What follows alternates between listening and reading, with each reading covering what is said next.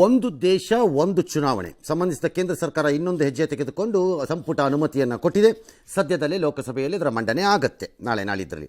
ನಂತರ ಅದು ಜಂಟಿ ಸಂಸದೀಯ ಸಲಹಾ ಮಂಡಳಿ ಇದಕ್ಕೆ ಹೋಗಬಹುದು, ಸಮಿತಿಗೆ.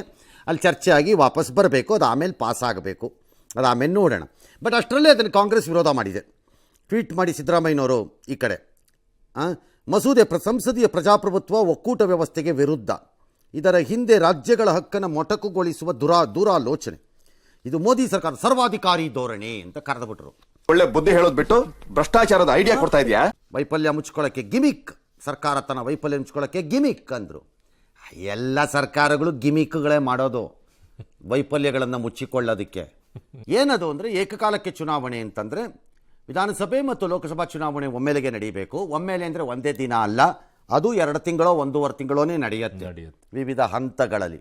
ಬಟ್ ಅದಾದ 100 ದಿನದ ಒಳಗಡೆ ಸ್ಥಳೀಯ ಸಂಸ್ಥೆಗಳ ಚುನಾವಣೆ ನಡೀಬೇಕು. ಯಾಕೆ? ಆಡಳಿತ ಸುಗಮವಾಗಿರುತ್ತೆ, ಸದಾಕಾಲ ದೇಶ ಚುನಾವಣೆಯಲ್ಲಿ ಇರಲ್ಲ. ನೀತಿ ಸಂಹಿತೆ ಅಂತಾಗಲಿ ಮತ್ತೊಂದಾಗಲಿ ಮಗದೊಂದಾಗಲಿ ಕಾಂಪಿಟೇಟಿವ್ನೆಸ್ಸಲ್ಲಿ ಇರಲ್ಲ. ಅದು easy to handle the situation ಅಂತ ಒಂದು ಲೆಕ್ಕಾಚಾರ. ಪ್ಲಸ್ ವೋಟಿಂಗ್ ರೈಸ್ ಆಗ್ಬೋದು, ದುಡ್ಡು ಒಂದಷ್ಟು ಉಳಿಯಬಹುದು, ಎಲ್ಲನೂ ಲೆಕ್ಕಾಚಾರ ಹಾಕಿ ಮಾಡಿದ್ದಾರೆ. ಅದನ್ನು ವಿರೋಧ ಮಾಡ್ತಾರೆ ಪಕ್ಷಗಳು. ಕಾಂಗ್ರೆಸ್ ಯಾಕೆ ವಿರೋಧ ಮಾಡುತ್ತೆ ನನಗೆ ಗೊತ್ತಿಲ್ಲ.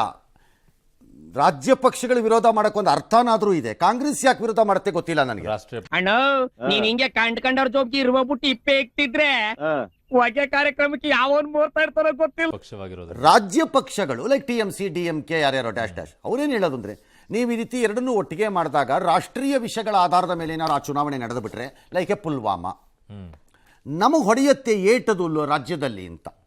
ರಾಜ್ಯದ್ದು ರಾಷ್ಟ್ರದ್ದು ಸಪರೇಟ್ ಆಗಿ ನಡೆದಾಗ ರಾಜ್ಯದ ವಿಷಯಗಳನ್ನು ತೆಗೆದುಕೊಂಡು ನಾವು ಚರ್ಚೆಗೆ ಹೋಗ್ತೀವಿ ಜನಗಳ ಹತ್ತಿರಕ್ಕೆ. ಇದು ಹಂಗೆ ಆಗಲ್ಲ, ಹಾಗಾಗಿ ಇದು ಅನ್ಯಾಯ ಇದು ಅಂತ ಅವ್ರದ್ದೊಂದು ವಾದ. ಅದಕ್ಕೊಂದು ಸಣ್ಣ ಅರ್ಥನಾದ್ರೂ ಇದೆ.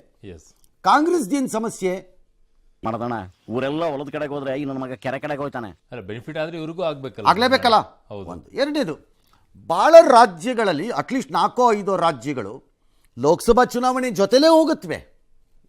ಹಾಗಾಗಿ ದೊಡ್ಡ ವ್ಯತ್ಯಾಸ ಮಾಡಿಬಿಡುತ್ತೆ. ಲಾಭ ಆದ್ರೆ ಅವ್ರಿಗೂ ಆಗತ್ತೆ, ನಿಮಗೂ ಆಗತ್ತೆ. ಅದೇನಾಗಲ್ಲ ದೊಡ್ಡದು ಅಂತ ಅನ್ಸತ್ತಪ್ಪ, ಗೊತ್ತಿಲ್ಲ ಮುಂದೇನಾಗುತ್ತೆ.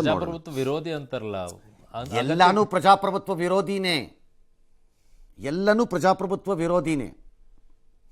ನನಗಾಗದೇ ಇದ್ರೆ ಪ್ರಜಾಪ್ರಭುತ್ವ ವಿರೋಧಿ, ನನಗಾಗದೇ ಇದ್ರೆ ಸಂವಿಧಾನ ವಿರೋಧಿ, ಅಷ್ಟೇ.